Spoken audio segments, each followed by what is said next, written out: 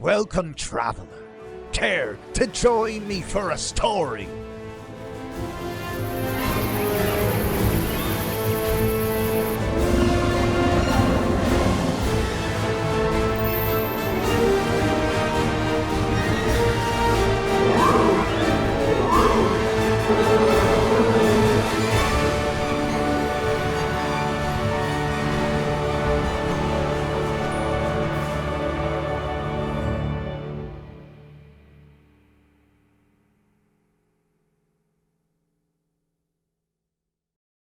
Hello, and welcome to a Starbourne wedding. This is Hit Point Hall. My name is Magpie, and we are about to play some D&D. We travel now to the kingdom of Speria, a prosperous land protected by a magical border and ruled over by the tragically orphaned Princess Aria Celeste, third of her name. It is no secret that the princess's name is one cloaked in woe and misfortune. But today, the babble of the commons carries the tone of celebration and the timbre of changing fortunes, and for some lucky few, the invitation to a grand event is but moments away. But first, let's introduce our players. Hi, I'm Sabrina, and my pronouns are she, her. Hi, my name's New, and my pronouns are he, him. Hi, I'm Percy, and my pronouns are she, they. Hello, my name's Aiden, and my pronouns are he, him. And I'm Nick, and my pronouns are he, they. Fantastic. So, we are going to pick up with Herbie. We're in the countryside. It's a warm, sunny, bright morning. And the gnome in front of you drops a sack of coins into your open paw. He says, "Thank you kindly, ma'am. My family and we really appreciate you doing adventuring and the monster slaying business for us small folks. I wish we had a bit more to give." Oh, well, it's awfully kind that you give me anything at all, my dear. I am truly grateful and so happy to have been able to help. And as you're talking, what do we see? Can you tell us what Herbie looks like? Yes, of course. Herbie is standing at a whopping 2 feet and 9 inches. She may seem like the pinnacle of cuteness, but rest assured she is so much more than that. With long, fluffy ears that reach to about half of her figure and the same warm, sun-tan blonde as the rest of her furry frame, she is built to be astute. The only places that differ from that strawberry blonde are the tips of her ears and the curly mop of locks atop her head, a pale white, while her 4 little paws are a shadowy gray, as well as the area around her eyes, and her little nose, as if she's been nosing around in some fresh mud, a reflection of her adventurous nature built into her natural palette. Her manner of dress is humble, rustic, yet elegant, and she dons a pale pink tunic with puff slits that reveal the warmer coral underneath of her underlying chemise. Atop the tunic is a modest light brown bodice that is embroidered with the wildflowers that remind her of her home country. So elegant. Oh my Wow. God. I did not do enough work. That was beautiful, lady. You set the standards My too character's high. in red, I guess. So, Classy lady. Gareth Springsprout, the gnome, claps you on the shoulder. He looks like he's about to turn around and maybe head off, and then he pauses for a moment. He goes, "If you don't mind me asking, can I... Well, are you really the Herbie of Bonn Well, and the Annabelle Lee?" Yes, that would be me. I am the Herbie of Bonnborough, where my family presides. And I have been known to sing of the Annabelle Lee. Yes, that is probably my most famous tune. Right, yeah, of course. I mean, I hear my little ones humming it sometimes. You see his face pales just a little bit in color, and he smiles politely, his lips in a very flat line. I thank you for your service. Can I show you back to the main road? Oh, that would be lovely. Thank you. So you're heading back towards the inn where you've been staying. This gnome sort of points you the direction and then about halfway through leaves you to find it on your own.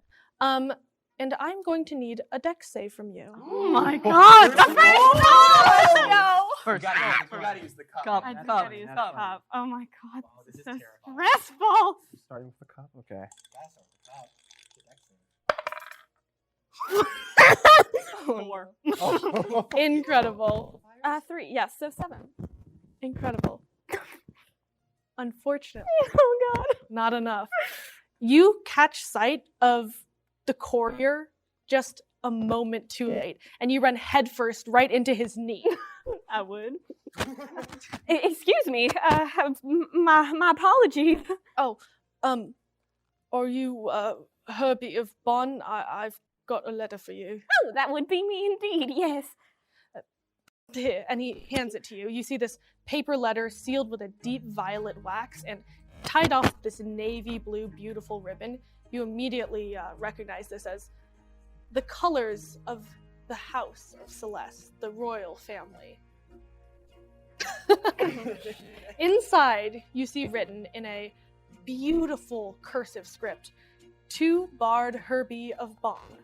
You are cordially invited to the royal coronation of Divine Princess Aria Celeste III and the nuptial betwixt Her Highness and Ambassador Ambrose Maiskier of the Duskborn Barons, as a guest of the royal advisor Dors Diamat and the Dowager Countess Lady Jessamine Ramsbury Larkspur."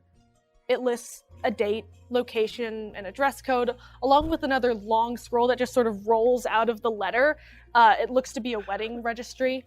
At the bottom of the letter, you do see in a different hand, this one a little blocky and messy, looks like you can see some ink splatters everywhere. It looks like it was written fast. You see, "As a favor, I implore you that you attend the ceremony. My fiancé cares deeply about your friends and would be made very unhappy should they find themselves aloof, as they oft are whilst at court. If it would please you, the princess and I would be much endeared should you perform at the ceremony. I assure you that you would be richly compensated should you do. Yours in gratitude, Ambrose Maiskier."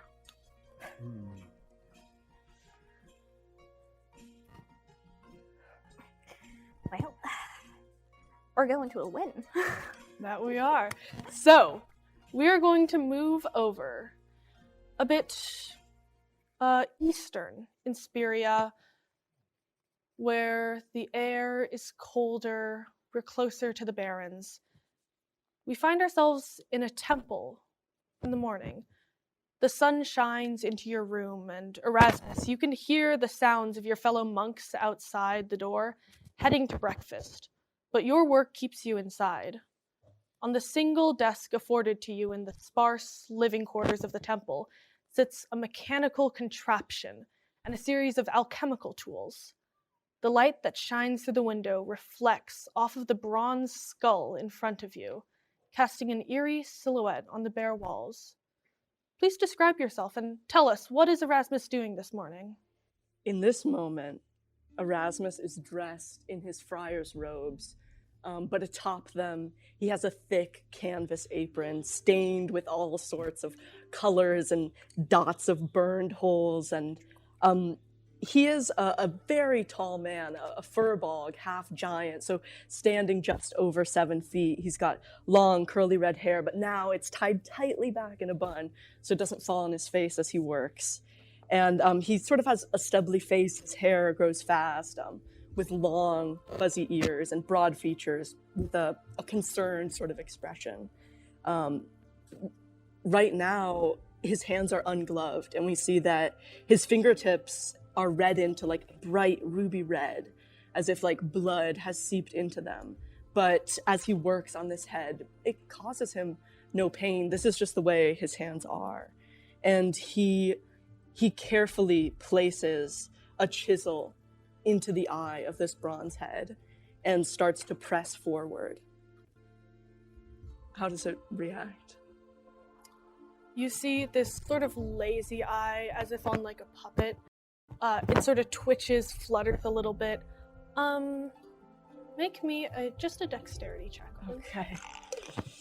This one doesn't deserve the cup. No cup. No We cup. did the first roll. The Second vault roll. Oh, No. dexterity. Oh, the rolls are not good so far. Okay, just a check. Just a 6. check. You see, you twist it a little bit, and it tightens just for a moment, and then you almost push too far, and you feel like the tiny screws inside seem to break just a little bit, and it shudders down even further. Oh no. Erasmus, his hand shakes a little bit, and he tries to re-angle it, and he says, "Right, it's going to work this time. All right. Ask it a question. Yes, that's what she would do. My name is Erasmus Nash. Is that correct?" And as he asks it this, he starts to turn the chisel. You see the jaw component of this bronze skull swings down, back and forth, almost like a ventriloquist dummy, as a voice, deep and grating, mechanical, seems to come out of it, raspy, as if even it has been touched by the rust. It says, Time is... Right, all right, that's what you always say. My name is Erasmus Celeste. And then he changes the angle again. Time was... Erasmus pulls the chisel out and takes a step away from the desk. And he picks the head up in one hand and is like, "You're not going to ruin this for me, okay? I don't know what your game is, but I'm going to fix you." And then he slams it down on the desk. And he stands and he hears, like in the distance, the other friars going about their morning activities. And he pulls on a big pair of gloves to conceal his hands and starts to pack a bag. okay. Yeah, I expect you to do Shakespeare there.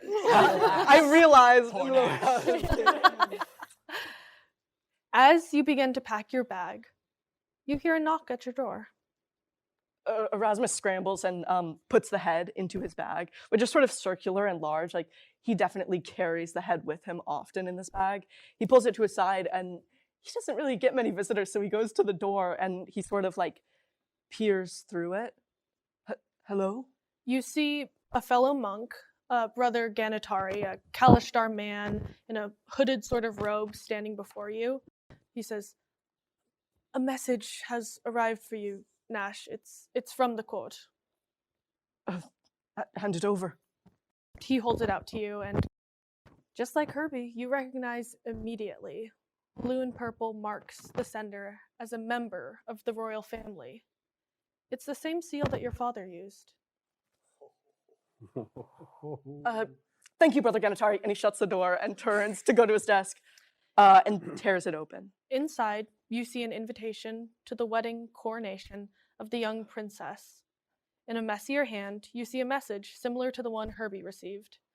An additional plea at the behest of your old school friends to attend. And of course, the wedding registry. What do you do? Erasmus reads this and like his face lights up. He knows exactly what this means for him. And he puts his bag on the table, starts shoving other things in it, different potions, different liquids, chemicals. And he just reads the letter again to like make sure that he's really seeing what he's seeing. And he starts to just murmur to himself like, this is it, yes. Thank you. Oh, thank you, saints. And then he's gonna, how far away is this wedding? Time or distance? Both. All directions. That's a light speed question. It's so annoying. Distance, it's perhaps a horse ride of 4 or 5 days away. In time, you've received this about a week and a half in advance. Okay. Erasmus starts to pack his things, and he's gonna head out immediately. He'll find a place to stay. Okay. And with that, we are going to move to Sal. So, it is reaching noon on your day off when Sal wakes. Your staff leans against the wall and a hat rack rests near the door, bearing a well-worn doctor's scrub cap and a wide-brimmed pointed hat, deep blue with silver stars, covered in a fine layer of dust. Single tear. Through parted curtains, the light of the day shines in, and outside, from the top of your very tall tower, you can see the capital, Starbourne, already awake and buzzing with activity. Tell me, what does Sal look like, and what's his morning routine? So we see Sal. Sal, they are so old. Just like I imagine every like high fantasy wizard, like balding, like ring, like old math teacher balding, gray hair, hunched over, very wrinkled, very just decrepit looking person. Sal is in like I think Ebenezer Scrooge style, like cap and gown. It just rolls over, just hacks up a lung. They just look very tired. No matter how much sleep they get, it is never enough. That's the kind of energy Sal carries with him at all times. Mm-hmm. So, as you begin to crawl out of bed, hack up a lung, and get ready for the day, the wooden owl affixed to your door with a crackle of magic comes to life. Dr. Salis Lad, Fellerman, Indravor, El Relabe, or You were so close that time. I'm really impressed with you. you've got mail. Dr. Salis Lad, All right, it's gonna go every time. Hold on. All right. I start getting my stuff on and move to the owl as fast as possible. It takes like 5 minutes. Come on. All right. Come on. Hit it. What's the mail? What's the mail? Downstairs. You just every time we do this, and every time you say, I'm gonna tell you the mail now, and then I say, okay, and you say, it's downstairs, and I say, tomorrow, will you give me the mail? And you say yes. Yes. Worthless. Sal starts getting their scrubs on, grabs their staff, goes to the hat for a moment, and looks at it. And it kind of goes, it's like, someday, not today. Not today. And puts on the scrub cap and goes downstairs. Yep. So the mail box is down a very, very long set of spiral stairs. The camera holds on the tower for like 30 minutes as you just hear like... Yes. But eventually, you do receive your letter. It's the same as Herbie and Erasmus's contents. An invitation to the coronation wedding of Princess Aria Celeste III and her fiancé. And additionally, at the bottom is the more personal note from Ambrose Maiskier, who you remember to be your school friend, at the behest, it seems, of Doors and Jessamine. Pompous. Keeps going. What does the note from Ambrose say? It says, essentially, it almost, if you compared your letters, it almost seemed like he might have written very similar things. Real Control-C, Control-V kind of character I'm dealing with. As a favor, I implore that you attend the ceremony. My fiancé cares deeply about your friends and would be made very unhappy should they find themselves as aloof as they oft are whilst at court. It would please the princess and myself very much if you should attend, and I assure you, you should be richly compensated should you do. Yours in gratitude, Ambrose Maiskier. Interesting. Does it say when the wedding is? Yes, it does list a date and Fantastic. location. I mark that down somewhere in my tower. And then I go back upstairs, get ready for just my relaxation day, and I turn and I see the mirror, and I realize, and I go, that's not good. ugh, and then I run back upstairs to get ready for my day. Okay, old man, you running up the stairs? It still takes about an hour and a half. I think it's longer. Listen, going downstairs takes energy too, folks. I think it's running in spirit. He has to take a Yeah. short rest. They gotta roll their d8s and then they can do it again. Yeah. Yeah. Just give me a deck save. Oh god. Oh. Oh god. Okay. We've all made a deck deck. That's honestly super cool. I'm gonna use this one. Roll above a 7, it beats everyone's The standards are so, in case you know me, the standards are so low, I'm not gonna beat a 2. Oh! 14. Ooh. You see that for a moment in your very old wizard tower that has been owned by many, many wizards in the past. It looks to have perhaps activated some sort of the like old residue magical defenses where like the stairs were all just like slant or like oil will spill down all the stairs. Wizards like their weird traps. Classic. Yeah, for sure. But there's almost a sense of not hope. It's not that strong, but a change that something could actually change maybe for the better. It enlivens you a little bit, Sal. I feel it.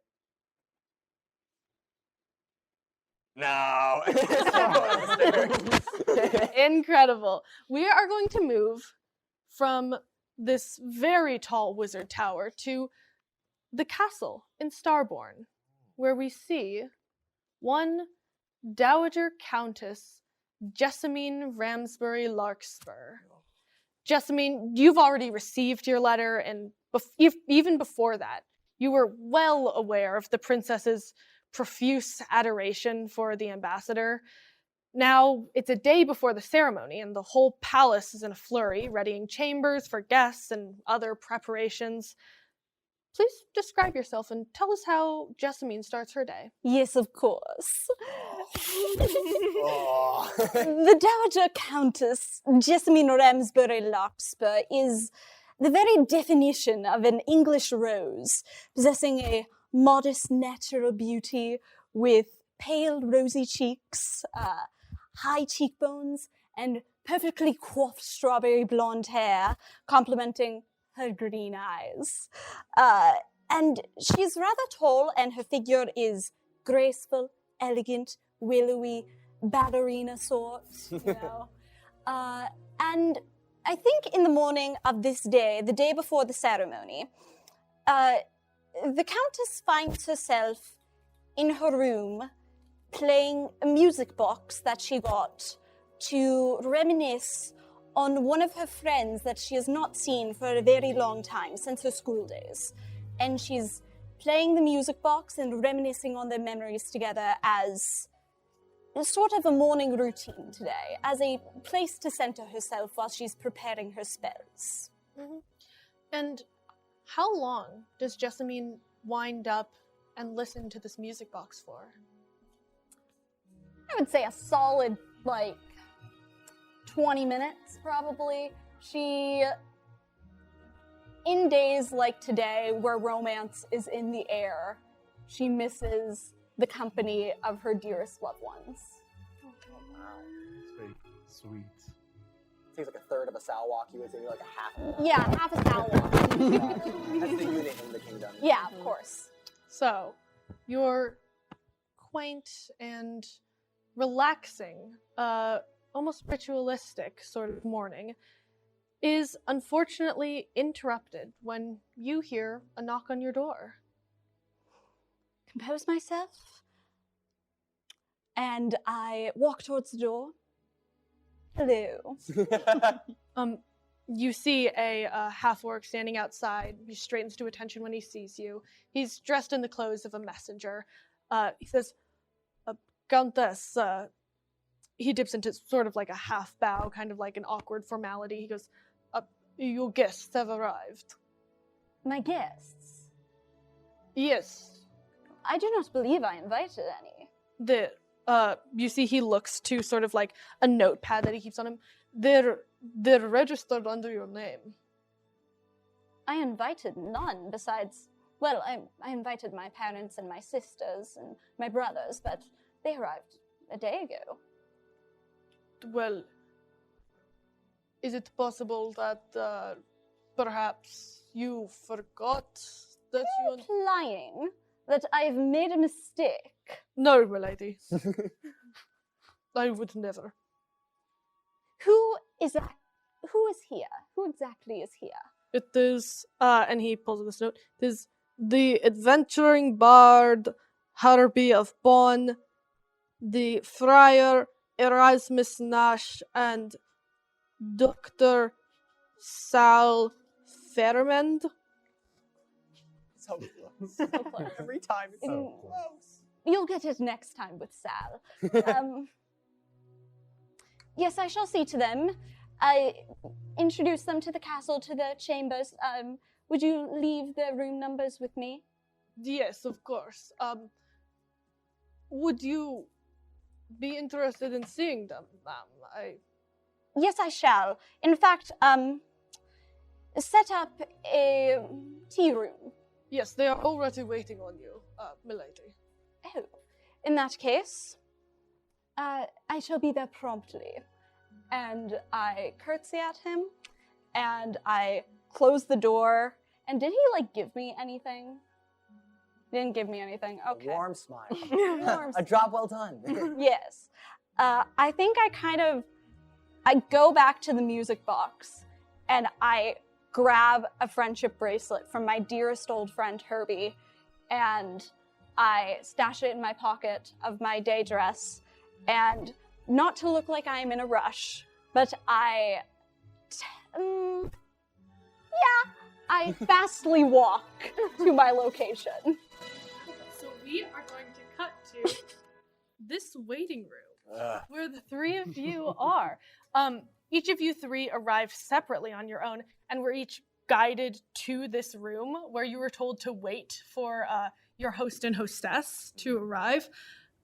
And it's kind of been, the servants sort of just immediately left, and there's been a few seconds of silence. The three of you sort of just sitting there. There's some little trays with small cut sandwiches, and there's some tea left out. I'm gonna eat some of them sandwiches. Herbie's just Herbie's just stuffing their face. Cheeks full, think storing for winter, but there's no excuse because it is not winter. Just fully stuffing, but also staring at you guys, just sort of being I want to say something, but I'm the atmosphere in the studio today is weird. I've got a charisma of 11. Don't expect me to be the first one to... Erasmus will take this as the opportunity to sort of break the silence, and I think Erasmus is still standing, having come in, and sort of adjusts his bandolier of potions, and turns to them and is Salasad? Dr. Salasad Felamin Ruvador Lerwa Bayor. So close every time. Yes, it's... I got it pretty close though, You didn't got it. I? I would give it a 7. It's good to see you. It's good to see you as well, son. You're looking... Has the hospital been treating you well? When you work in the medical field, Right. You have to make the sacrifices to tend to the people. Right. And Herbie, my old study buddy. Herbie, study bunny. I finished the book. Well, I'm not a bunny. You finished the I book? finished the book. Oh my goodness. It was incredible. I'm so glad you liked it, but I do gotta get back to that point. Bunny, I don't know that I'd call myself a bunny. Rabbit, right. It's a rabbit. Listen, I get it. I got the cute little ears and all that jazz, but I'm scrappy and I'm spunky and I am not a bunny. We were in school for so long. You think you would remember this? Of course. But it's been a little bit. I get it. It's been a bit. It's been a while. How have you been, Erasmus? I'm sure you all heard the news. You couldn't really avoid it. Of course. My condolences. No need to condole. The Barons were pretty, I learned a lot there. Yeah, they were all right. All right. I think a little exile sort of, gives you character. Sure. That is when the door swings open and the Countess walks in at a very normal pace and not at all trying to speed walk. I think I immediately lock eyes with Herbie. a range of emotions on my face, from missing, from longing, to just love and excitement that you're here. And then I look at Sal and Erasmus, and I do not recognize them. Herbie, I was under the impression that Sal and Erasmus would be here. Who are your two friends? This is Sal. This is Erasmus. They look a little different. I just came into my own. If your own was liver spots and white hair, I would agree with you 100%. And the Dowager Countess, so good to see you. How is your corset doing? Have you fainted yet? All right, you two. Let's keep everything civil. And as we hold on this awkward silence, we are going to cut to our last member of the party in a dim, gloomy, dark stone alleyway.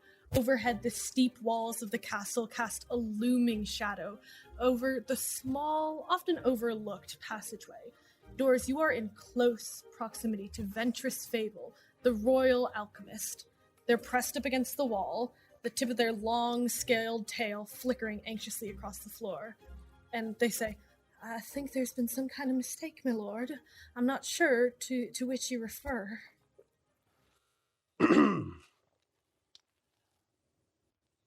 Ventress, I don't mean to impose on your work here. I don't want you to think I'm making baseless accusations for no reason. But assuming you're as sharp as your last name implies, this accusation is coming from the most sincere of sources. Please roll me either an intimidation or a persuasion check. Oh, that would be excellent. Silky smooth. I got chills. Oh, so everyone gets to roll but me. I see how it is. Because you just did it You're so perfect. good. I'm gonna roll persuasion. You'd roll 20 anyway. That is going to be a 22. Incredible. You see this Yonti sort of just shiver and go, all I can tell you is that someone of great power within the court has machinations for the... And then right as the sentence is about to finish, you hear a voice from behind you going, Excuse me, Lord Diamot. I turn around. yeah, very, very whirling suddenly. around. You can see an elven youth in messenger's clothes blinking at you with wide eyes. Sorry, it took me a while to find you. I didn't know about this alley. Your guests have arrived. Oh. And around his throat. Yeah, I turn around like I have these. Should I describe myself a bit? I don't know. Yes, please. Doors is a turtle, which is essentially a humanoid turtle.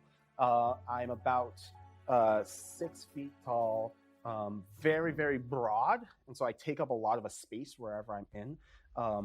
I have these very, very well-tailored clothes that are sort of meant to fit my body, so that my shell still is exposed, but you know, I still look very fancy. It's like this dark blazer, sort of a almost forest green color with no tie at this moment. Not quite in a professional mood right now. And I'm sort of scaly and look older than I may seem, but it's sort of this, people don't have a real good way of understanding how old a turtle looks. It's dark scales with light sort of orangey patches on the inside. And that orange patch is very similar to the ring of orange that is like my sclera in this sort of sea of darkness. Sclera. And as the sclera turn back to your victim, we can kindly say, you can see that Ventress has disappeared. And you see this messenger young boy going, I'm right sorry, sir, that I missed you for so long, but your guests have arrived, so if you'd like me to show you to them, I can lead the way to the waiting room where they're waiting for you. So. You don't need to keep talking. That would be, and I'm composing It would honestly myself. be my pleasure. I'd be happy to. Okay, all right, let's get a move on. This could work. I think this could work. I'm talking to myself, thinking to myself, I mean, evading a higher person's demands, I mean, that's something. Mm-hmm. My guests are here. Yes, you told me that. Yeah, I did. Your guests are here. All right. And I head down out of here, and I just sort of say, "You're not going to tell anyone about this, are you?" How much is it worth to you, sir? What is this boy's name? Well, troublemaker. You know what it is worth? It's worth your continued employment at this place. You know what? Yeah, I'd love to have you continue sending these messages and for nothing to happen to you or your family. you know what? That's right fair, isn't it, sir? Thank you. Show me the way. All right. He begins to lead you off. The best And- character you've ever created. I want a spin-off series right now about this little elven courier. Do we have a name? You didn't ask him his name. Does he have a name tag like a Target employee? Oh my god, please. Hello, love. It's like a little scroll that unrolls. As you begin to follow this nameless messenger, Greatest mystery of the entire campaign. Truly does not need to know I do not need to know his name. he guides you to one of the many waiting rooms within the castle.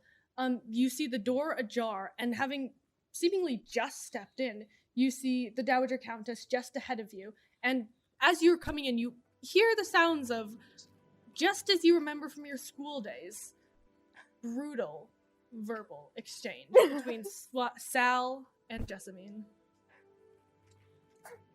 I think I walk in and I clock the two of you guys look very different, and I do the mental math in my head and I don't acknowledge it. And I just walk in and I say, "All right, I hope we haven't forgotten where we are right now, and we aren't in the halls of high school anymore. So, how has this lovely introduction been doing?" Doris, it's so good to see you. It's wonderful to see It you. has been fantastic. Alejandro, would you mind grabbing us some more biscuits? I believe Herbie was having a grand time with them. Of course, ma'am. There's nothing I'd like that. His name's Alejandro.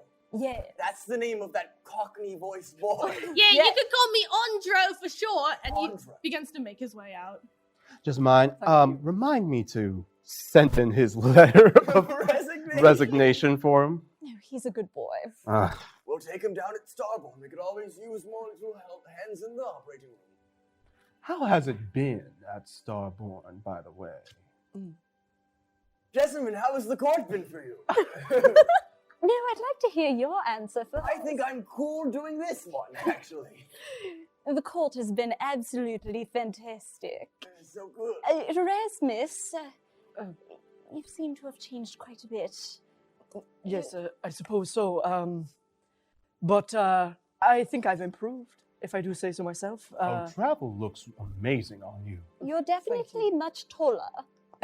Yes, that sort of happened. Honestly, I think it's the strongest you're gonna get.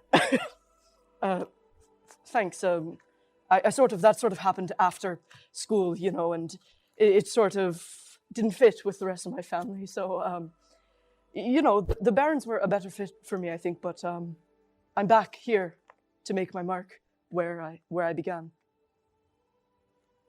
Well, we're certainly happy to have you back. I'm sure you'll do well back in the familiar setting. Can I say, Doris, or Advisor Diamant? Oh, come on. We're old friends. I don't want to be rude, all right. Doris, thank you for inviting me. Was it your invitation? Doors, you didn't make any notice to any of the event planners or anything to specifically include them. But they do seem to have been listed, or at least the servants seem to think they're your guest. Alejandro, right? For sure. Like. I know that inviting someone of my status with my history is a risky move, and it might reflect on you, but I appreciate your understanding and the risk you're taking. I appreciate it deeply. Well, of course, I understand your situation, and I want to extend a hand of peace with the whole nasty business that sort of ensued some time ago. So Nasty business. yeah, I sent that invite. Oh, and you put my name on it as well. Well, you wouldn't want to have our lovely friends back? I thought it was just a bit of a courtcy for you. I wouldn't want to bother you while you're working. Doors, I'm absolutely going to need a deception check. Yeah, I don't care enough to make an insight check. Oh, doggy. Doggy? You can't just go, oh, doggy. If it makes you feel any better, I have absolutely rubbish insight. Oh, that's awesome. That's a 25. Oh, okay. I stare unblinkingly at them as they try to determine if I'm telling the truth. Cool. I can't beat that, but I'm going to try. That's 20, right baby. now. So that's a real thick 8. Juicy 8. Real Voluptuous juicy 8. one. Doors definitely sent those invites. Yeah, for sure. Like, I 100%. those invites. Yeah. You even think you like recognize the handwriting? Yeah, this is Doors for sure. Absolutely. No reason to distrust this. It was signed by the Ambrose. It was not signed by Doors at all. Can I just make a raw intelligence check to see if I recognize I think the way this maybe fixes itself in your mind is that Doors, you know that Doors, not in an unkind way, but in your school years together was a bit slimy. You think that maybe Doors suggested or floated the idea to the ambassador. And Ambrose followed through. Yes. Hey, just because he's a turtle doesn't make him slimy. We're usually I'm quite actually, dry. yeah, very dry. I mean, it's so great to see everyone again in the same place. It's been so long. I've seen you around, of course, Jessamine and Norris, but Erasmus, Herbie, it's been years. Herbie, how have you been holding up? Oh my goodness, I've been doing quite well, thank you. Well, yeah, I've been doing quite well. Thanks for asking. Just busy, trying to help the other folk, like the people who grew up kind of like me, just on the outskirts, trying to get by, who could use a little bit of magic to have a helping hand here and there. I understand, of course. Tales of your exploits have even reached the capital, so even though you're out on the outskirts, don't think we haven't heard the amazing Herbie. Well, shucks. It's awfully kind of you to say. And I really appreciated your letters. Oh, well. I'm not sure how you found me down at that temple, but Listen, I got some big gifts ears from for a reason. I gotta keep up with all the goings on. yes. And as we're talking about the goings on, I'd like everyone except for Nick to make a perception check. Oh. Alrighty. I think we're just on the cups now, honestly. The cups are really fun. The cups are so fun. I feel like I'm playing Yahtzee with hands. Yahtzee. Oh, I don't actually have that great perception. That hit my dice. Let me re-roll that. So You gotta keep it clean. Wow. Well, it hit the I pencil. wish I hadn't kept it clean. That you said a perception check? Perception. Yeah. It is a perception check. 11. Okay. The real velvety 2. Velvety. Over here at the table. 2 is a velvet. What is your passive perception? My passive perception's wild, insane. It's over here. Minimum somewhere. 17. It could easily want be a passive? billion. Passive perception is 17. Yeah. Mine If you're also passive, 17. I'm not kidding. It's 10 plus 7. does New voice. Stop playing all on character. Hello, love. It's me. There for you. so Too then late I to will say everyone in the room but Jessamine notices something very interesting. You, Sal, and Herbie, you had your bags taken away by servants to guest quarters, and you remember seeing that with Erasmus as well, but you do see a certain bag that he seemed unwilling to part with. The perhaps yay big, just seemed strapped to his side. It didn't seem quite out of the ordinary, but now that you've had time to sit down, see each other, it's a little strange. Can I smell anything from the bag? Give me an investigation check. Well, how close are you getting to this bag? Is it full nose pressed No, up? I You know, just kinda but like- I think I'm just like, being my little rabbit self. Yeah, give me investigation. Make a smell check, please. My favorite check. Plus 18 to nose. Roll for nose, yeah. Oh. 3 total? 30 total. Aw. I crit one. Nat 1? Nat 1. Oh. That's a nat 1. First nat 1 of the game. For a nose check. Don't clap for the nose check. Yeah, she just straight up held her nose. She She's like, passes out. I don't want to smell anything. So, Is What? everything all right, Herbie? Yeah, everything's fine and dandy. Thanks for asking. I just, I just was eating some really lovely sandwiches earlier, and I can just still smell that wonderful bread. Herbie, what you do smell, because that's a lie, is something familiar, something that you could never forget, something that you haven't smelled in a while. It smells like a memory you'd want to forget. It smells like death. And as you just sniff from across the room, you hear almost this grating mechanical sound of like metal on metal grinding in your head, just a little bit. Yeah, I'm doing great. Just some real good bread. Oh, well, I suppose we can always ask for more. I would love that. I think we're just waiting on Alejandro, was it? Yes, at that moment where this boy comes flying back into the room, he's got 3 stacks of trays of small sandwiches, and he runs and he goes, "All right, I've got all the sandwiches." Just And bring he one to me, young lad. And he piles them all up. And as the door now opens, you hear the clanging of bells chiming from deeper within the castle. The pre-wedding celebration has begun. And that is where we are going to take our break for today.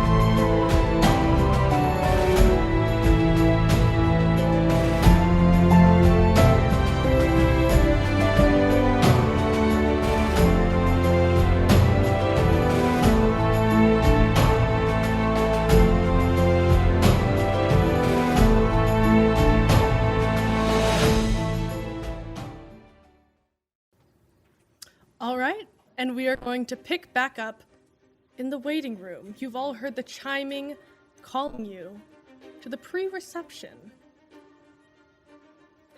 I can't go in this.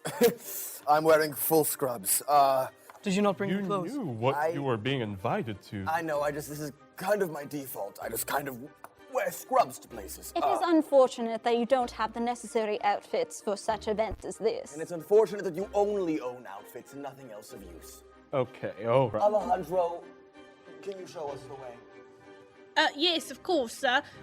We do have a robes closet if you'd like to be renting perhaps something of a better attire to wear. Alejandro, show me to the robes closet. Of course, sir. I'd be happy to. Let me just pick up all these trays of sandwiches first. You're right, here is Wait, really annoying. Excuse me. Might I have one more than their Sammy's? Of course, ma'am. Let's go. Come on. All right. And this young page boy begins to take you all down the halls. You guys make a short detour at the robes closet. As you see, it's just full of robes. No. That was real nice. Yeah. All right, and you make your way to the party. So, the grand double doors swing open, and you all enter the great hall. With a towering ceiling and large panes of stained glass that stretch from the floor to the rafters, the room is filled with warm light and the lively chatter of conversation. You can see 4 long wooden tables, which look like they're normally supposed to be in the center and look to have just been kind of shoved off to the sides. And this big area that a lot of guests seem kind of hesitant to cross as if in preparation for something to be there. At the head of the room, you all can see the largest cluster of partygoers. Within that, you see a very familiar face seated regally at the head of this little cluster. You see Duke Silver, poised, some even might say, like a king. Now, all of you have met the Duke before, being Erasmus's believed father at the time. But for those of you who don't live within the court, the years and his half-elven heritage seem to have left him without very much change. His hair is still a chestnut brown and coiffed in the current fashion of the court. His posture is straight, shoulders still broad. Even from across the room, you can hear his deep laugh booming out across the space and echoed by many other partygoers. On the other side of the room, you can see what you assume must be the high priest through a whole crowd of people, as marked by his very large hat, which has the sigil of the saints upon it that just like towers above the crowd. Through 2 other wooden oaken doors across from where you're entering, you can see other nobility mingling in a lush courtyard outside. What do you all do? How tall are we talking for the hat? From Papal to Doug Dimmadome. It's 3 feet tall. 3 He's taller than me. Oh, baby.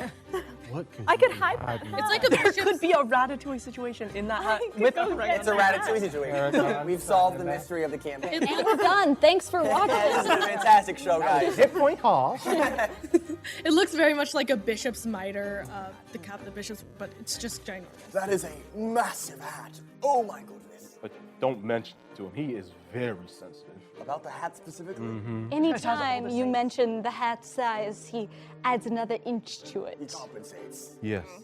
He always thinks people think it's not big enough. I don't know. That's not the problem. It's too big. Yeah. His Holiness enjoys a large hat. Listen, it needs to be that big to make room for all the saints. All the saints go in the hat. They go on the hat. They go on the hat, and you Yes. couldn't just kind of be like, etc.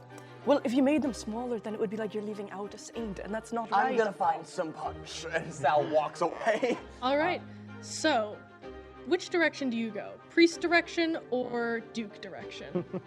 Both sides have punch. 1 through 3 is saint. 4 through 6 is priest, or Duke and priest. So 1 through 3 is Duke. 4 through 6 is priest. Come on, you gotta mean the Duke. 5. I think I said saint for 5, or priest. So let's go the religion route. Incredible. Can I follow you? At a distance. I would also like to follow because I want. You can go a bit closer. Yeah. Come on. Okay, just ignore the royal family. Yeah, I think Doris is going to take a very indirect route to the Very Duke. meander. I think with an eye out for the Viscountess Gladys Leafwood. And If I see her, to gravitate towards her. yes, and Jessamine is going to take an indirect route to the Duke while looking for the princess. I will say very clearly, as indicated by the crowds of people, you know if the princess were here, she'd be surrounded by her ladies in waiting, by other lords and ladies looking to curry favor. The princess is very clearly not within this room. Doors, give me a perception check. Beep boop. Ooh, doggy, as New is known to say. Don't know That's why. our, like a running gag. Doggy. Every time we roll. It's not terrible. Perception? 12. You don't see the Viscountess Glady's eighth wife at the moment. So, as the three of you begin to slowly make your way towards the priest and, most importantly, the punch, you can see him sort of lecturing. He's this, you begin to see the crowd sort of part a little bit, and you begin to see more of his face and less of the hat.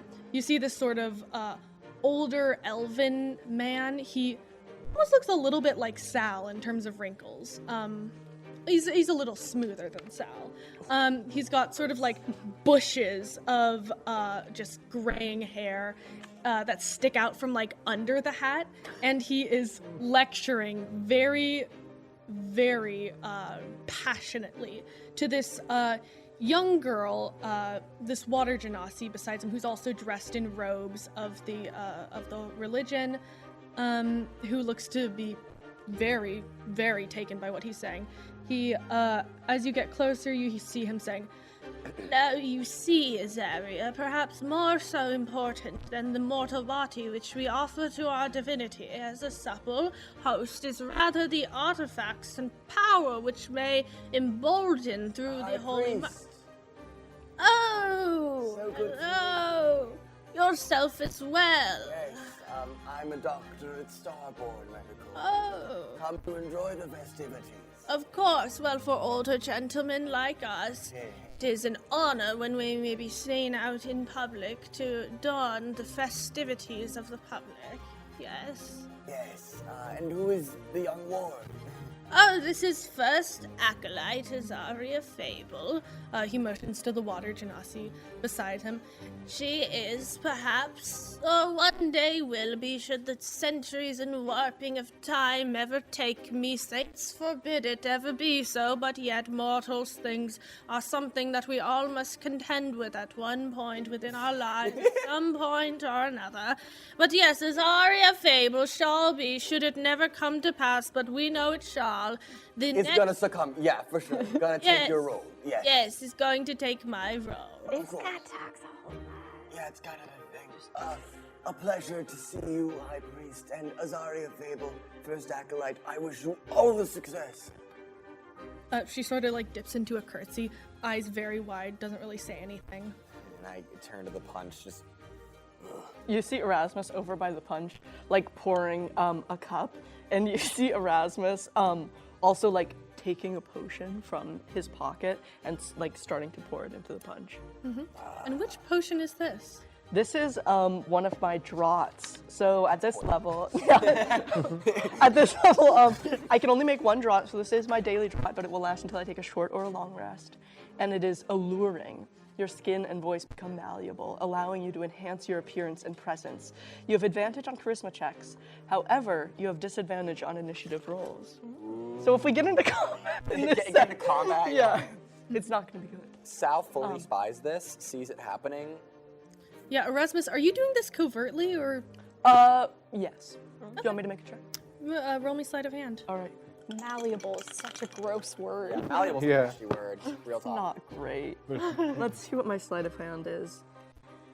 That's a 10. For sure see it.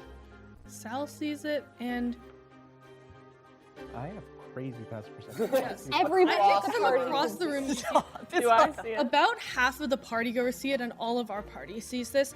And you see the priest, who is actually muttering mortality and what it may consume, and he actually pauses for a moment. He goes, "Young sir, I see you wear the vestments of a friar. Are you a holy man as well?" Yes, your divinity, I am a friar of Aria Celeste. It's a pleasure to see you. We've met once before, I believe. Have we? Forgive me. I must have forgotten, Yes. as with time and memory. Yes, it's hold all on. Yep, we know. It was about a year ago, so it's been a while. Yes, of course. And remind me of your name, young sir. Friar Erasmus Nash, but you can just call me Friar Erasmus or... Oh, Erasmus. I remember you. Yes, the bastard boy turned holy Yes. monk. A beautiful story. Yep. following the teacher. Anyway. All right. I panicked. On the priest. Oh, no. I mean, on me. On Herbie. Oh my goodness gracious. Jessamine, a little help, please. Press to digit it. I'm Jessamine, actively ignoring the Yeah, situation. you are fully walking in the opposite direction, heading towards the Duke. And you hear this sort of like clattering. You hear the sound of glass shattering of this punch bowl, and you see, a lot of people just backing away. Right, and the center of where everyone is backing away from is the rest of your friends. Whoopsie, these old bones of mine. I don't have It's all right. I can't help. Good. This has been my intervening. We'll get to change your clothes. Get ahead out. We'll have to go. Anyone know where Alejandro went? I could use that rope Yeah. closet right about now. Jessamine, it seems our guests have made a fool of themselves. I'm not in this. Just walking away. Can I covertly sort of approach the divinity now, the high priest? Sure. And Erasmus, sort of lowering his voice, is like, so I'm assuming you're eagerly awaiting the coronation, like the rest of us. Of course. As a coronation dawns, so too does a new life begin. Yes, I have a question. Yes. So, Young as man, we know, you speak quite quickly. Has anyone ever told you it is perhaps wise to never interrupt one's elders? I will take that to heart. Yes. So, since there's no one crowned right now, I know Duke Silver stepped down. Make a persuasion check for me just right now. Okay. Just found another punch bowl. Yeah, Herbie's wringing out her ears. Oh, no. Okay, wait. What's my persuasion? Oh, no, it's not that one? good. It's a 3. Okay. R.I.P. Nick. You see the priest's eyes narrow. Yeah, the priest's eyes narrow, and he sort of turns away from you, and he looks like he leans a bit down. He mutters something to Azaria, the first acolyte, and she looks up at you and goes, if you would please forgive us, the priest has forgotten something that he simply must receive in his chambers. All right, I see. I would love to meet with you and speak of the divinity at another point. Of course, I understand. And the two begin to make their way not out through the doors you entered into the further parts of the castle, but outside into the courtyard. Erasmus turns and like stamps his foot and just kind of is like under his breath. So, And this is what happens when you didn't take my etiquette lessons that I offered. I mean, You took them. Herbie took them. it was more of a fun time to hang out as friends, but I thought they wouldn't have needed them. But I suppose it was more important than I thought. I hope dear Erasmus doesn't feel any shame.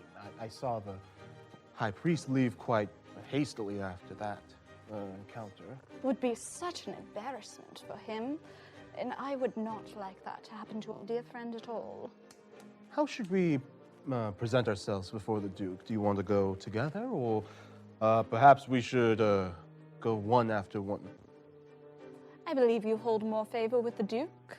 I shall accompany you. I think we do an arm by arm type thing. Yeah, we walk closer. I'm an 600-year-old man spilling punch on myself. Sick of this. So, as the two of you begin to approach the Duke, you see he's surrounded by lesser lords and ladies, and as the two of you approach, they begin to part before you. And as you approach, you hear the Duke speaking. It's like, of course she will be a great queen. I think the fact of the matter is, any person of any breeding shan't be as learned as they will when they arrive in their later decades. But our princess will do the best she is able. Anyone who believes otherwise is a knave, lacking in honor, which I will be quick to remedy. And as he sees you, Dowager Countess, Royal Advisor. I couldn't agree more with your words today. Oh, thank you, Dawes. I know we've had our differences in thinking, perhaps, in the past, but I do trust that you will lead our young princess, soon to be monarch, to great things. It was an illuminating time working under you. I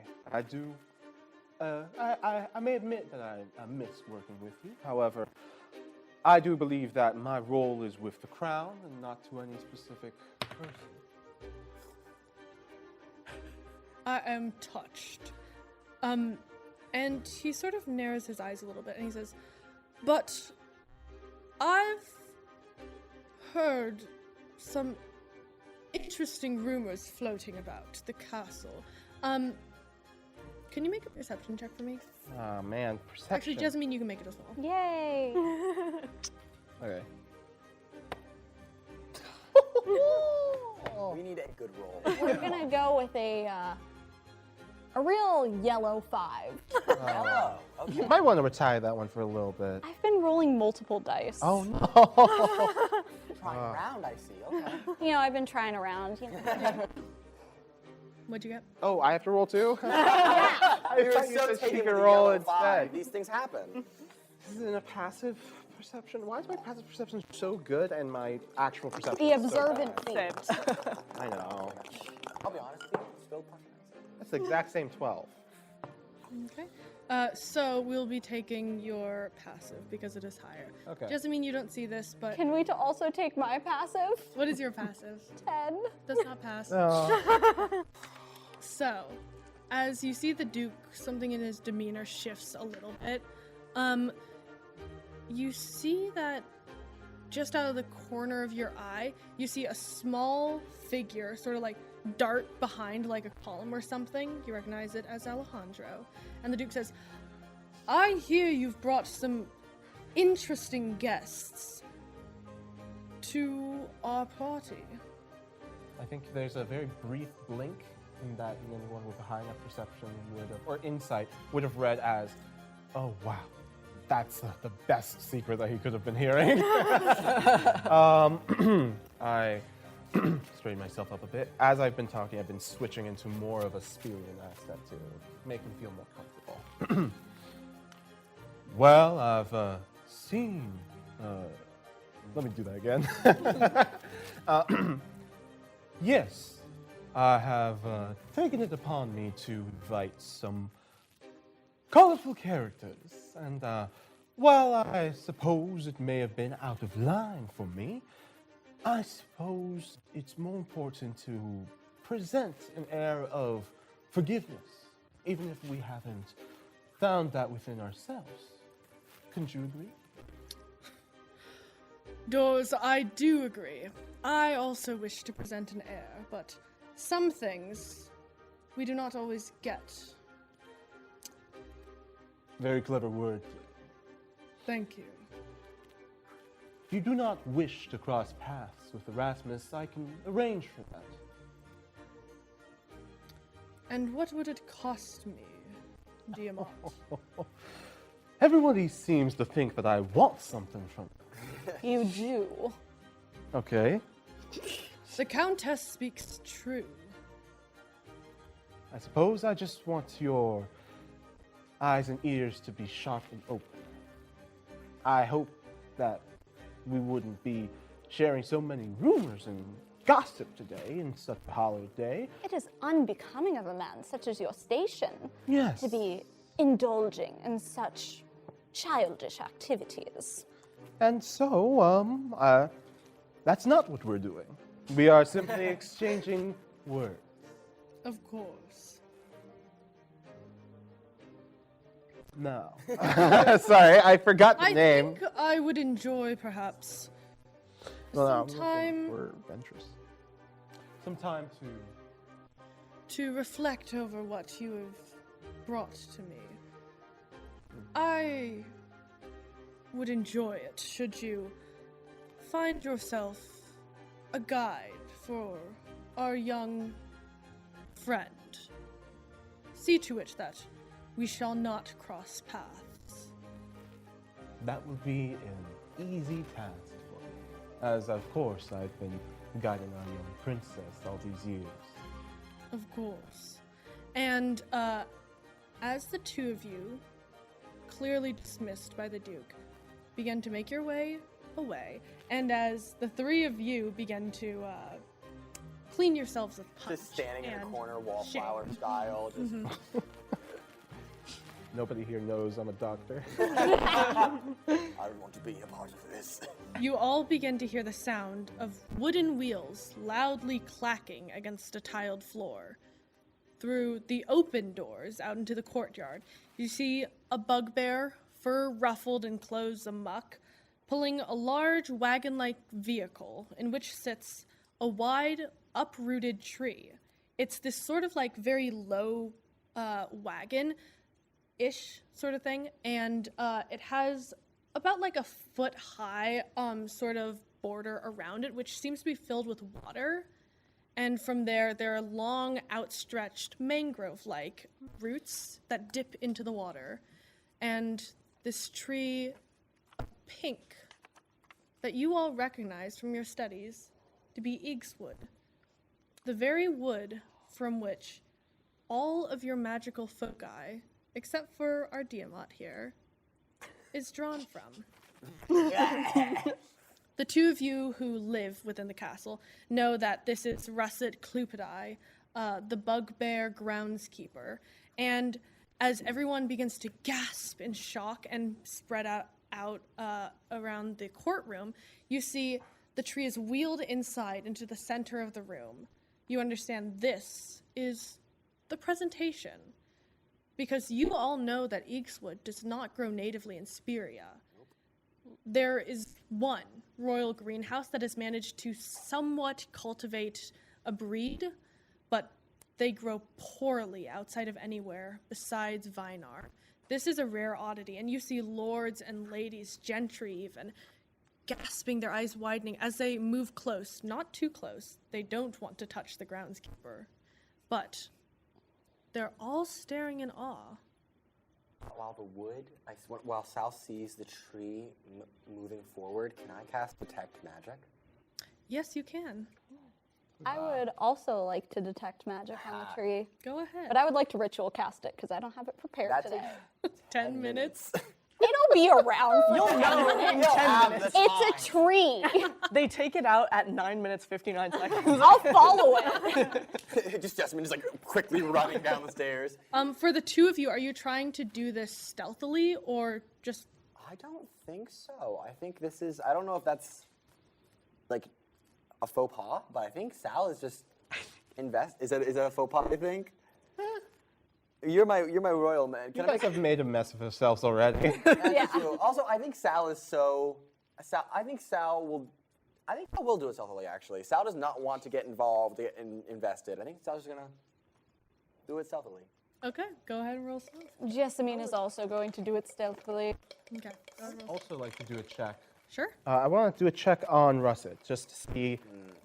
I mean, he's a kind of tough cookie to crack, but like, what's his mood right now? Okay, insight. Beans. Beans? Oh, doggy. After you, the lady down to count. Of course you should go first. Age before beauty. Yes, age before beauty. Yeah. 10. 9. Swish. Natural 20. First one, baby. Russet's evil. The big bad. He's like, So- combat begins. What happens is Sal very obviously and clearly begins casting a spell. What are you doing? I mean, he has a whole staff. There's like a full twin-headed snake on my staff that is like spinning around the staff, and I'm like, magic. I'd like to hop further away from that. You absolutely can. And Jessamine, I think I'm making it very obvious. I'm like pointing out the spell in my spell book. I'm like, detect magic for those of you who are unaware of such luxuries. I bet not everyone has this spell. I bet some people can't even learn the spell. Just say my name. So, what you see of this tree is actually quite interesting. In your studies, you learned that Eagswood is a powerful magic potential.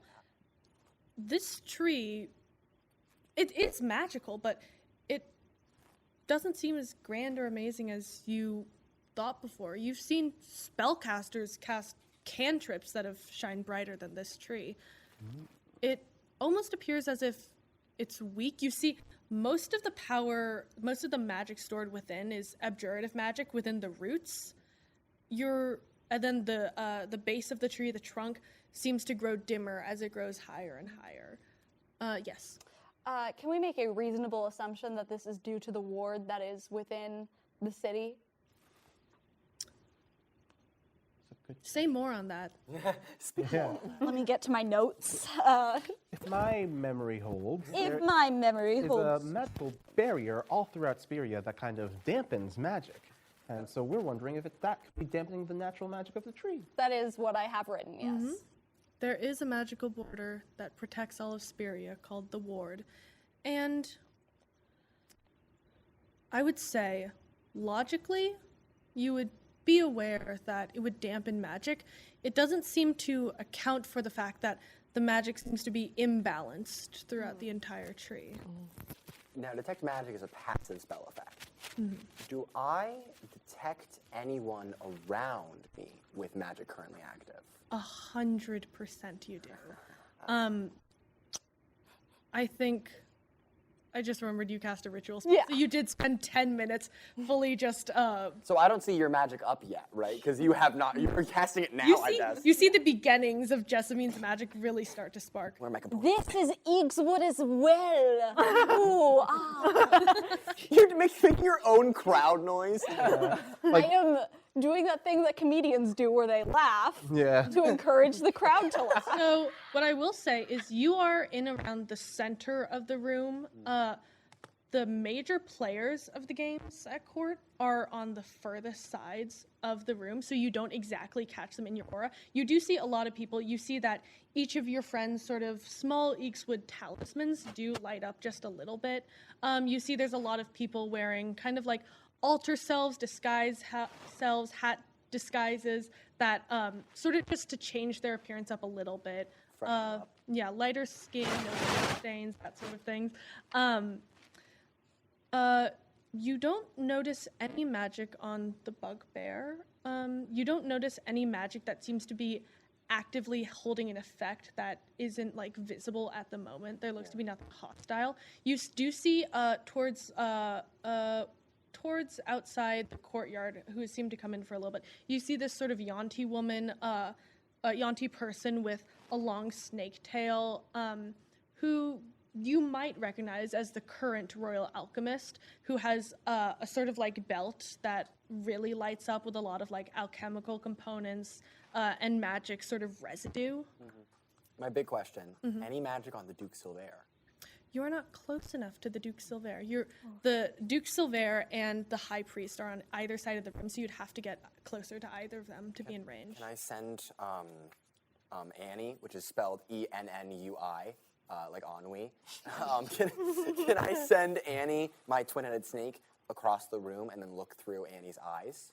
You can. I will say there will be a big reaction if Annie... A snake starts moving. If Annie does with not... two heads, yeah. Yeah. Yeah, I think Sal just sees it and goes, all right, and drops the spell. Doesn't care enough to really investigate more. What did you do? Doors? Let's reward this little guy. It's nice, not You 20. see, as soon as this bugbear came in, there was like this moment of tension where everyone wanted to come up and see this amazing tree. No one likes this bugbear.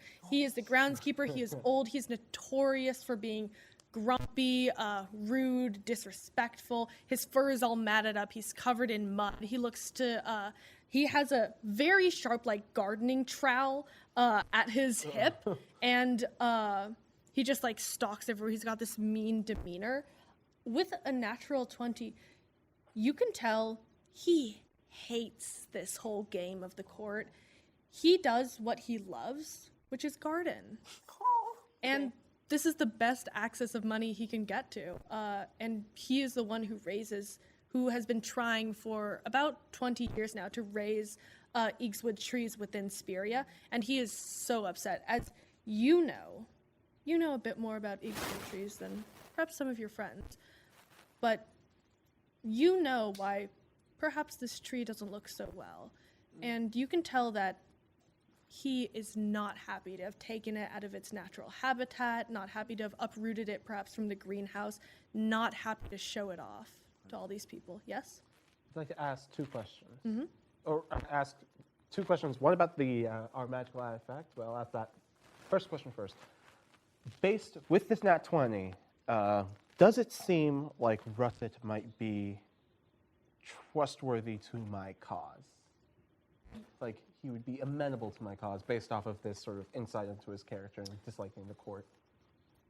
You see a man who is willing to put aside perhaps the moral conditions of other people in order that he be able to do what he loves.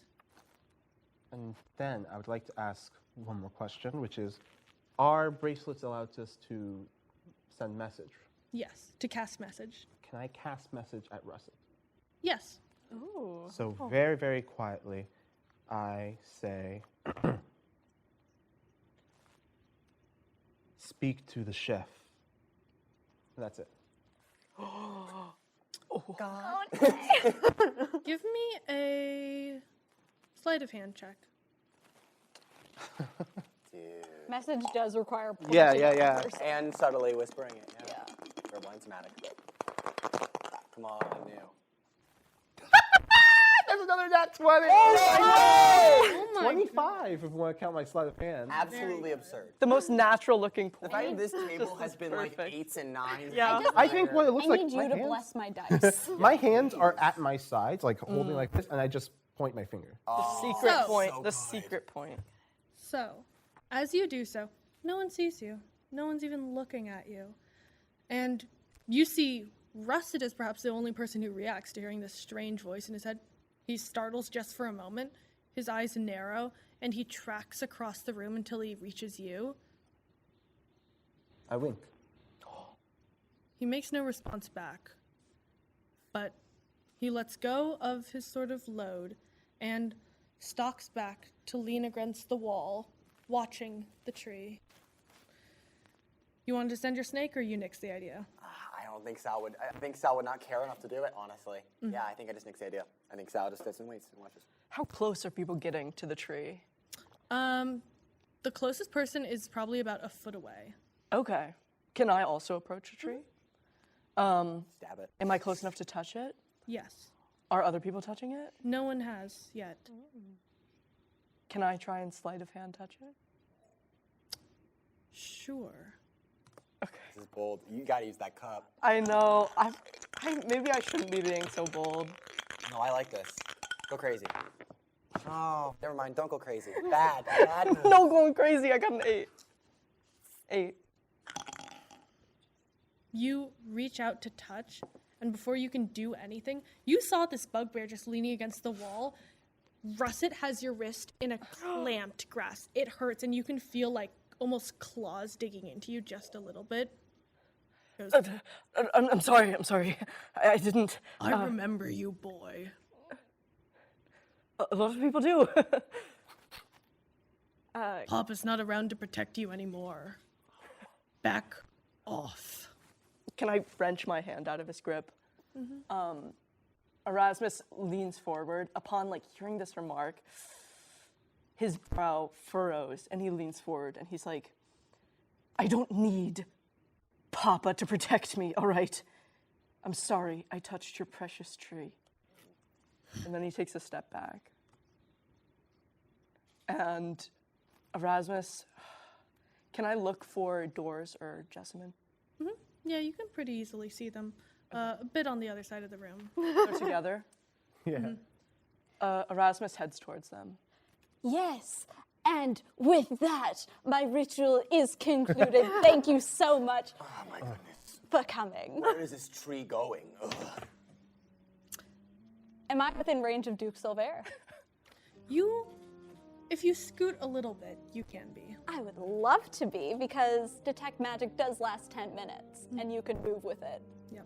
Passive effect. Whoa. So, you move closer to Duke Silver, and you see, oddly enough, very little that is magic on his person. As someone who's been at court for a while, who is a spellcaster, you've kind of had detect magic up and down often enough to kind of get the gist of what magical artifacts people tend to have on them. He has perhaps like a bracelet that helps him be more protected, like bumps up AC essentially. He has an enchanted sword, but what's interesting is you can see almost like a pant pocket, like a glimmer of light shining through. A little something, this big. Something in his pocket. Magical. Not sure. And do I get a sense of what school of magic that's from? Transmutation. The creepiest and most plotty of all schools. The one school of magic I do not have. Oh no. And just as you've finished casting this spell, just as your wrist, Erasmus, has been grabbed, Sal, just as you've decided to quit on another thing. Oh, so cool. You hear the deep groaning of wood. And you see people beginning to back up, people looking nervously at each other, and you hear a crack as the wood shatters and falls over. And Russet immediately moves there. You are forgotten. And he begins to look at it. He goes, out! Everyone out! And the partygoers immediately begin to just flood out. I'm now leaving the snake. Incredible. Okay. Oh, man. Roll me a stealth check. For my snake. Should I use my stealth modifier? Use your snake stealth modifier. Okay. Look it up for you. Thank you. Snake time. Snake time. Come on. Hey, Annie, are you okay? Oh, that hit my cards. Hold on. Oh, come on. Listen, it hit my cards. I keep It was on the every roll's cards. gotta be clean, man. That's not clean It's at not all. clean. Do you wanna Nope, use between my feet. bowl? You Like, got need it. to roll Third first. roll. We'll use that one. Oh. Hey, bad roll's more interesting. What's my snake? +3. Okay. 8. Incredible. You attempt to lean against your staff a little bit, and the two-headed snake, Annie, starts slithering down, and you see she's immediately just scooped up by Alejandro, going, "Sir, I think you dropped this. The snake." Yes. I don't know which way I'm supposed to hold it. Both ways is fine. All right. Thank you. If I hadn't taken an oath, I'd walk away.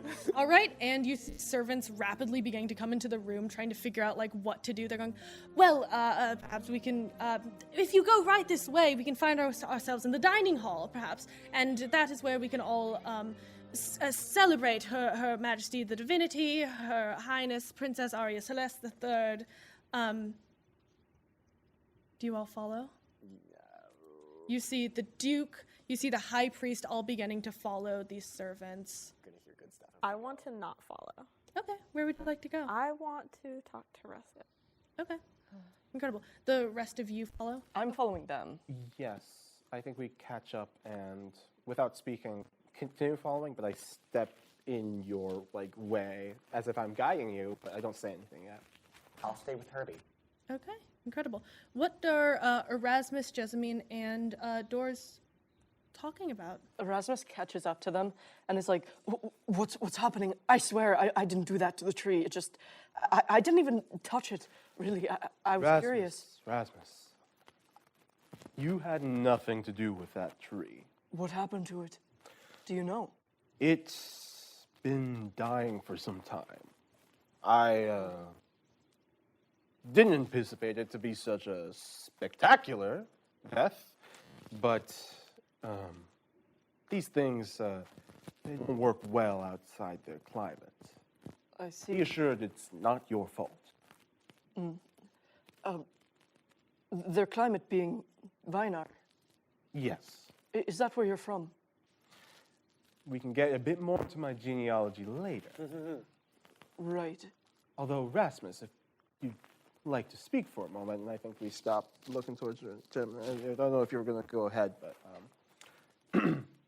Of course, what about? Look, I hold no fondness for your father. My time working with him was an absolute... My father being... Sorry. Force of habit. The Duke. The Duke. Yes. I have no fondness for Sylvain.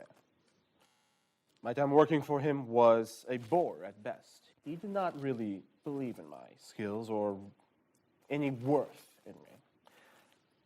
I think he has quite poor judgment, and any of his decisions towards you were rash. However, I have been requested to prevent you from crossing his path. Now, I'm not sure if this is something you would benefit from, but it is what has been told of me. Well, Doors, thank you for your understanding. I'm glad you and I see eye to eye on the Duke. It's probably best that we don't speak. The Duke and I.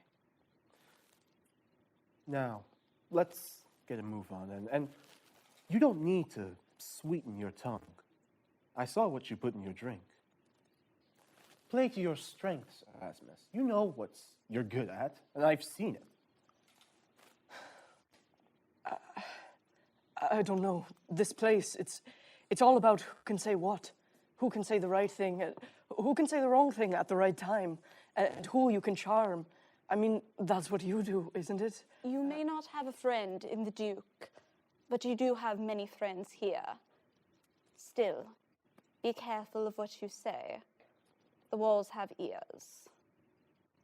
But we do too. Listening is the first part of talking. And as the three of you begin to end your conversation, you hear bells chiming further off in the castle, signaling the beginning of dinner. Herbie and Sal, what are you two doing staying behind? I'm just here to make sure you don't get in any trouble. I see you're going off on your own, just making sure you're fine. Well, that's awfully kind of you. I just want to have a word with our friend over there. Make sure he's all right. He seemed awfully upset about that tree. All right. Go on ahead, and I'll follow from a distance. Thank you. Herbie's going to like tentatively walk up to Russet and try to be like extra sweet and charming, and try to like kind of coax some information out of him, but in like a loving manner where she's like genuinely like concerned because he did seem really upset. Mm-hmm.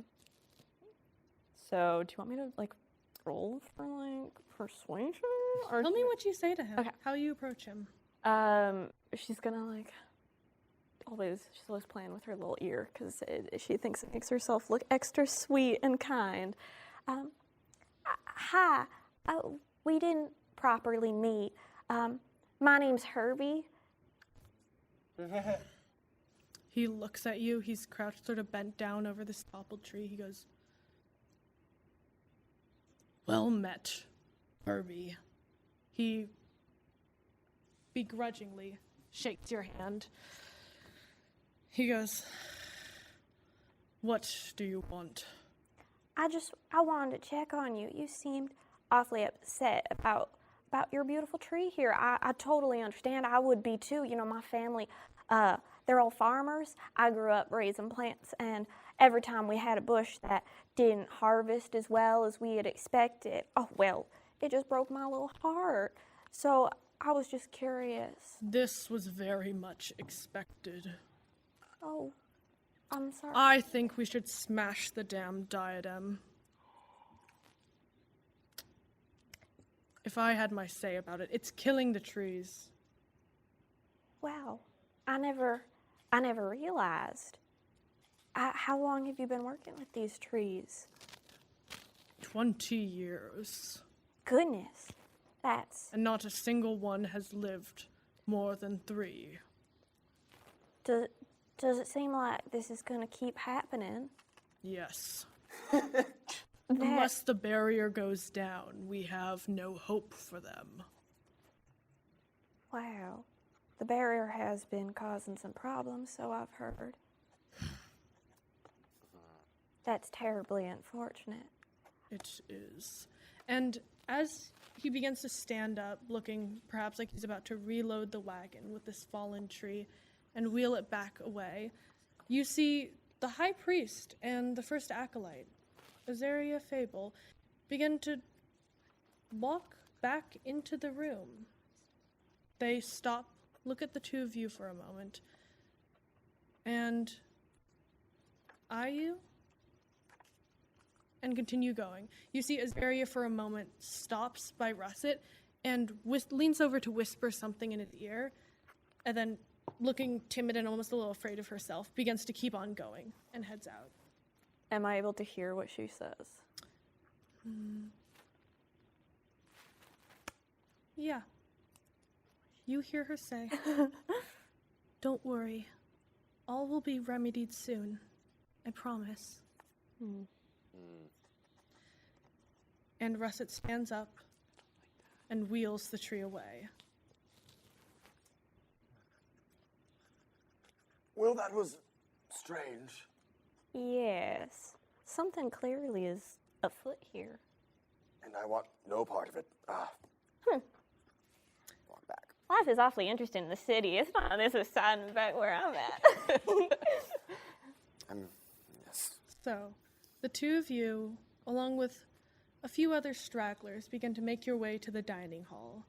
You see a grand, long room with 3 sets of long tables, a brazen fire roaring in a hearth, and Duke Silver seated on one end of the middle table and an empty seat on the other. You find your friends, sit near them, and you see chefs begin to bring out roasted ducks, full cooked pigs, luxurious meal after another. No one touches their food or utensils. They're all waiting for something, for someone. But the waiting begins to grow longer and longer. Can Herbie make a sleight of hand to try to stick a little bit of bread in her mouth? Absolutely. Oh, no. It's over. It's over. Cut the campaign. Call it right now. That's 20. That's Oh my god. Oh my gosh. What? You called it, honestly. Oh, doggy. Oh, doggy. It's such a small thing as well. I know. It's not this table needed a win. Yes. It's not even a whole piece of bread. It's just a little bit of a little piece of bread. Best bread you've ever had. Fastest. Oh my goodness. That was insane. I've never been more happy about it. My favorite role ever. Oh man. And that's the end of the campaign, right? Yeah, perfect. We beat. Did I notice? No one noticed. No one noticed. It was perfect. perfect. Say anything. It was like, perfect. Herbie Planned, didn't notice. executed. Yeah, I just was suddenly like, my stomach is somehow fuller now. Yeah, you sneak just this little piece of bread into your mouth, and no one notices. Absolutely no one. It tastes amazing. It's already like pre-salted with butter, perfectly laved on it. You level up like 5 times. Yeah, my ears are gonna like twitch a little bit. It's so good. Incredible. Can I lean over to Jessamine and say, like, Jessamine, I mean, Countess Ramsbury Larkspur, Please, we're friends. all right, Jessamine, how long are we meant to be waiting? Well, we're waiting until the princess arrives, and you did not hear it from me, she's been rather distant in the past month, denying her ladies-in-waiting. I've only seen her once a week. She let all the other governesses go. Guzman, I thought you said that gossip was unbecoming of a lady of the court. Gossip is unbecoming of someone of such high station as Duke Silver. I, however, am a countess. Can I hear this conversation? You absolutely can. Yeah, you five are absolutely seated like across from each other. You know, that's mighty interesting. My cousin at time when she got pregnant, she started to spend less time around the rest of the family. As the story begins, you see the doors swing open, and first steps out a man who looks a little familiar to you, Ambassador Ambrose Maiskir.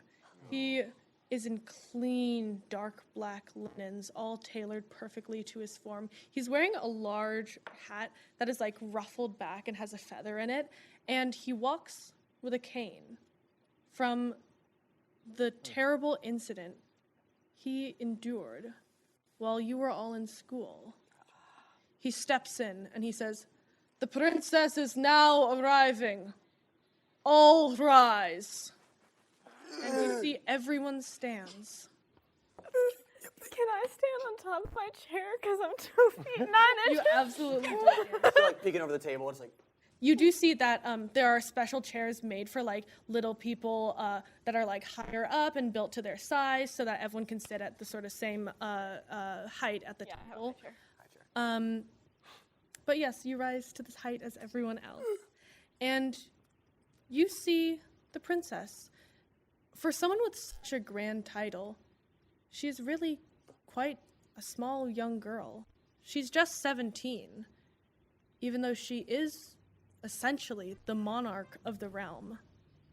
She is an Aasimar, a little tall for her age, with silvery, steely hair and gray eyes.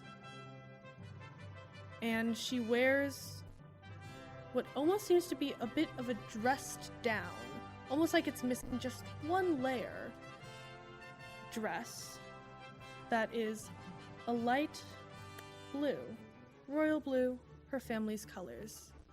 And she has this almost distant sort of look in her eyes, steely. She commands respect, but distant, a little removed. But then she smiles at all of you, and it's warm, and she laughs, and she says, "I'm sorry for keeping everyone waiting. Please, everyone sit." And she and Ambrose walk down to the other head of the chair. She says, "Let us eat. I appreciate you all for coming. Thank you." And everyone is finally able to eat. Oh my goodness. Those tiny sandwiches did not hold me over. I don't dig in right away. I'd like to do an investigation check on the princess. Or is this insight? I want to see what may have been holding her up. Sure, yeah, insight. Can I also make a check? Yes. Can I hit? Sal does not want to get involved, but it'd be fun. Just to stay on a distance, I'm gonna hit Doors, Erasmus, and Jessamine, because like you'd be the kind of make these checks with a quick bless, just so that the next rolls for the next minute. I don't need it. 24. Might as well add it for kicks, though. Add for kicks. I want to help. You just say a little prayer over the meal. Yeah, I'm just like, all right, and God bless. Yeah, and done. Eat. I'm feeling really blessed. Yeah, you should. It's a good one. I'm feeling pretty blessed for the next minute or so. Add a D4, guys. Well, I'm gonna need 24. Can I make an investigation check if she has any markings on her that would be unbecoming to a lady such as herself? Oh, God. Can I see if Ambrose is paying any attention to me? Sure. Go ahead and make an insight check. I have my insight result. I got a 15. Okay, 15, 24. 23 investigation. Incredible. You've taught her well. You don't see any hickeys. Although perhaps were she to undress, you might see some. Doors. You are not as magically gifted as some of your friends, but you do know how to recognize magic. You know that dazed look just a little bit when you're a little bit out of focus. not because she's distracted, but because she's scanning the room to detect magic from all the other players in the space. And you see, as she enters, her fingers just twitch a little bit, almost as if completing somatic components of a spell. No. Erasmus, you got a 15. 15. Yes.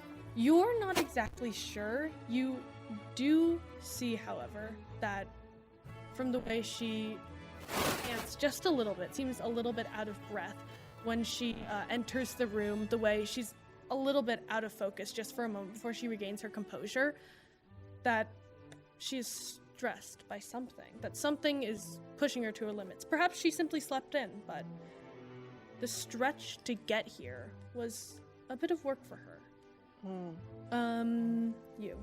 You? Me. Herbie. 23. 23. Ambrose, is not looking at you.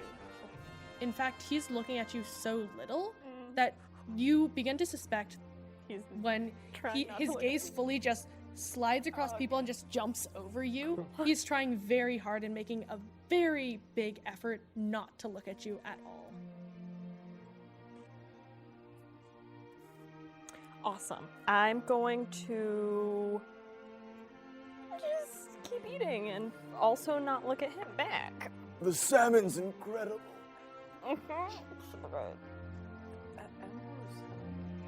We went to school with him, yes, and Right. I believe, you know that first day when we met? I spotted him outside. That was real mighty unfortunate what happened that there accident. right. Ordered him outside doing what? If I'm not mistaken, he was injured from that rock slide. You know, the one that trapped us all together in that classroom? Yes, That might explain the cane, but I don't want to presume nothing. It does. He was injured from that. Uh, Or so it goes. Well, that's terribly unfortunate. unfortunate yet. Terrible. Unfortunate yet terrible. Terrible as The motto of the it may be. kingdom. Terrible as it may be, I do still remember that event to some degree of fondness. I don't believe I would have met any of you wonderful folks otherwise. well, you know, the divinity takes and it gives. Brought us together and hurt some people. The salmon really is incredible. It's great Someone salmon. should try yes, it. Can I scan the room? Just like, I'm not necessarily wanting to make a roll here, but do I recognize any of the chefs?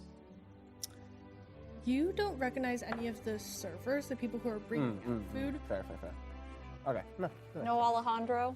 Alejandro's throwing salmon across the room, Paperboy style.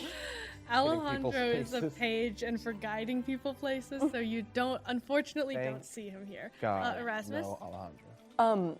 Can I guess to the group, say, like, do any of you know the current alchemist in the court? I actually have worked briefly with them, yes.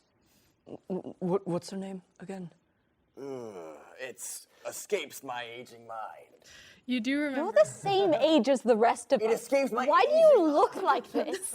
You remember that the royal alchemist goes by the name of Ventress Spear. Venture Spear, of course. Venture Spear. That name does ring some bells. I may have run into them once or twice. Yes, they were just outside the Yuan Ti.